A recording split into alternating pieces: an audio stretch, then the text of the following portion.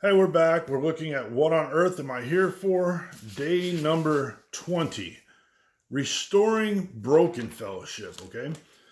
Um, because life is all about learning how to love, God wants us to value relationships and make the effort to maintain them instead of discarding them whenever there's a rift, a hurt, or a conflict. And unfortunately, that tends to be the thing, right? You get in a fight with somebody, used to be friends, and now you just don't speak. Could be a friend, could be a family member. But those are things God doesn't want us to do. He wants us to restore broken fellowship, okay? Relationships are always worth restoring. Since Christ wants his family to be known for our love for each other, broken fellowship is actually a disgraceful testimony to unbelievers. It's something they'll look at and say, oh, I don't even know if I want to be a Christian or go to that church or that small group because they can't even forgive each other. So the book talks about 7 biblical steps to restore a relationship, okay? First one is talk to God before talking to the person. That is absolutely great, huge advice, right? Sit down and pray about it and say, God, what do I need to say? What do I need to learn? Where were my mistakes? And just give it to God, and he will tell you the words that you need to say and the things you need to say, or whether you need to say anything, actually, okay? Most conflict is rooted in unmet needs. Some of these needs can only be met by God. So when you expect anyone, a friend, a spouse, a boss, or a family member, to meet a need that only God can fulfill, you are setting yourself up for disappointment and bitterness.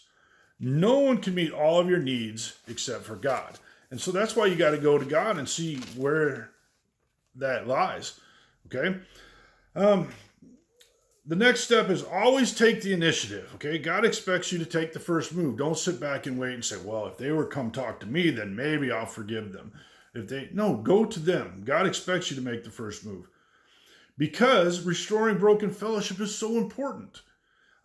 Delay only deepens the resentment and makes matters worse, right? You got time to stew on it. It's time to think about every little thing that person said or did, and it's just not going to get any better. So go to them immediately and try to fix it.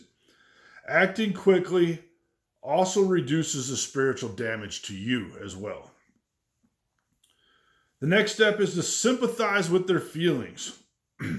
Use your ears more than you do your mouth. And that can be challenging for all of us, right? Don't have to say everything you think. You don't have to say, a lot of what you just need to listen and see where that other person's coming from. Sympathize with their feelings. Don't try to talk people out of how they feel, okay? It's okay if they felt angry or upset or hurt. Even if that wasn't your intention, it's okay if they feel that way. So don't try to talk people out of their feelings. To restore fellowship, we must bear the burden of being considerate of the doubts and fears of others. Let's please the other fellow, not ourselves, and do what is for his good, okay? The next step is to confess your part of the conflict. Admit you're wrong and ask for their forgiveness. Don't go in there, guns blazing, saying, well, you did this. You just walk in and say, look, I'm sorry. I did do this stupid thing, or I did whatever it was, okay? Confession is a powerful tool for reconciliation. Often the way we handle a conflict creates a bigger hurt than the original problem itself. When you begin by humbly admitting your mistake, it diffuses the other person's anger and disarms their attack because they were probably expecting you to be defensive. I mean, right? And I've been there a few times where you expect somebody to be nasty, right? You got your whole fight geared up and ready to go, and you walk in, and the first thing they say is, I'm sorry, and you're like, now what do I do, right? And then you're able to talk and be honest and open about things. The next key or biblical step is to attack the problem, not the person. You cannot fix the problem if you are consumed with fixing the blame. I like that statement. You can't fix the problem if you're consumed with fixing the blame.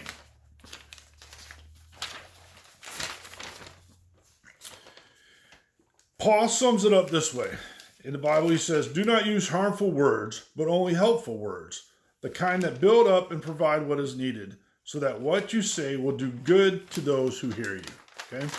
Got to make sure our words are effective. The next step is to cooperate as much as possible, okay? It doesn't mean lie down and give in to everything, but cooperate as much as you can possibly. The next step is emphasize reconciliation, not resolution. Sometimes that problem is just going to be a problem. You can agree to disagree, as they used to say, right? So emphasize reconciliation. I still want to be your friend, even though we might not agree on this situation. It's unrealistic to expect everyone to agree about everything, right? It's just not going to happen. Reconciliation focuses on the relationship. Resolution focuses on the problem. Ultimately, you're saying, I love you, I care for you. What can we do for us to be okay, even if we disagree with this problem? When we focus on reconciliation, the problem loses significance and often becomes irrelevant. Lastly, let me just close with this, okay? Who do you need to contact as a result of this chapter? You read this, hopefully. We're talking about it right now. Who came to your mind? Who did you think of? Who did you think, ooh, I should probably try to fix that? Who did you need to contact as a result of this chapter? With whom do you need to restore fellowship? Don't delay another second. Pause right now, talk to God about that person, then pick up the phone and begin the process, okay? These 7 steps are simple, but they're not easy to do. It takes a lot of effort to restore a relationship. So that's why you need to make sure, as we talked about, the very first one, take it to God, okay? Take it to God, talk to God about it, pray about it. Hopefully, you'll restore whatever relationships you need to restore because it's important for you and to God. Thanks.